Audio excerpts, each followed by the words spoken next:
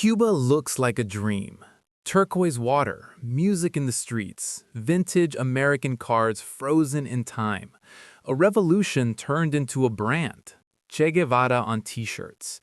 A small island that supposedly stood up to the world's most powerful nation. But that's the illusion. Behind the postcards and romantic imagery lies one of the longest-running authoritarian systems of the modern era. For more than 60 years, Cuba has been ruled by a single party. No competitive elections, no independent national media, no real political alternative allowed to take shape. And it all began with a promise. In the 1950s, Cuba was ruled by Fulgencio Batista, a military strongman backed by powerful foreign interests. Corruption was widespread. Inequality was deep. Havana became a playground for the wealthy, filled with casinos, foreign corporations, and organized crime, while much of the rural population lived in poverty. This discontent was growing. Then came the revolution. In 1959, Fidel Castro and his guerrilla fighters entered Havana. Batista fled. Crowds celebrated in the streets. The old regime collapsed with astonishing speed. Castro promised justice, sovereignty, dignity, land reform, education, and opportunity for ordinary Cubans. At first, many believed him. But revolutions do not simply remove power, they replace it. Within a few years, opposition newspapers were closed, political rivals were imprisoned, exiled, or executed. Private businesses were nationalized. The state took control of land, industry, media, and political life.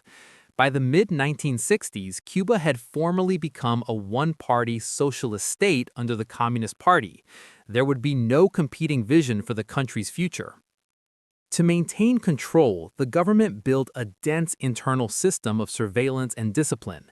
Neighborhood committees monitored residents. Independent political organization became illegal. Public criticism of the revolution could cost someone their career, their freedom, or both. Travel abroad required permission.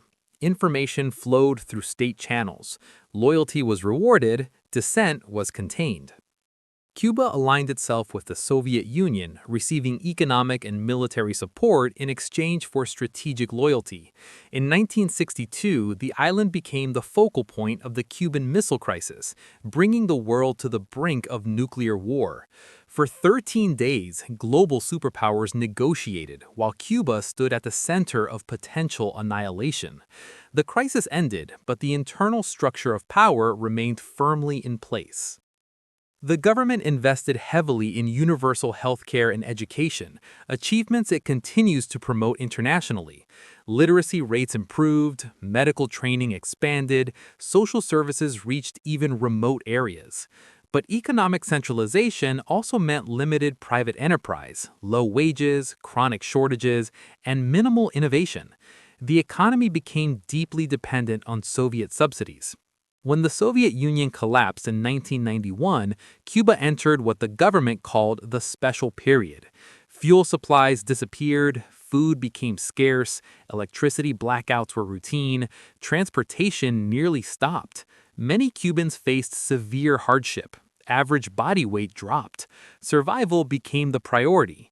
Yet even in crisis, the political system did not open. It tightened where necessary and adjusted where possible. This is the core of its endurance. Authoritarian systems do not survive because they are universally loved. They survive because they control the mechanisms of change. The state manages media, regulates political participation, and restricts organized opposition. Elections exist, but candidates operate within the boundaries of the approved system. There's no rival party waiting to win power through competition. Dissent has not disappeared. Journalists, artists, and activists have challenged restrictions, especially in the era of expanding internet access. Protests have erupted, fueled by economic pressure and frustration, but responses have often included arrests, detentions, and legal action against demonstrators. The message is clear. Reform may be discussed, but the structure itself is not negotiable. Fidel Castro ruled for nearly half a century. When illness forced him to step aside, power transferred not through open electoral competition, but to his brother, Raúl Castro. Later leadership changes followed the same pattern, remaining within the ruling party. The faces shifted, the institutional design did not. Supporters argue that decades of external pressure, including the long-standing United States embargo, have constrained Cuba's economic potential. They emphasize sovereignty, social services, and resistance to foreign influence. Critics argue that political centralization and restrictions on free expression have limited economic growth and individual opportunity.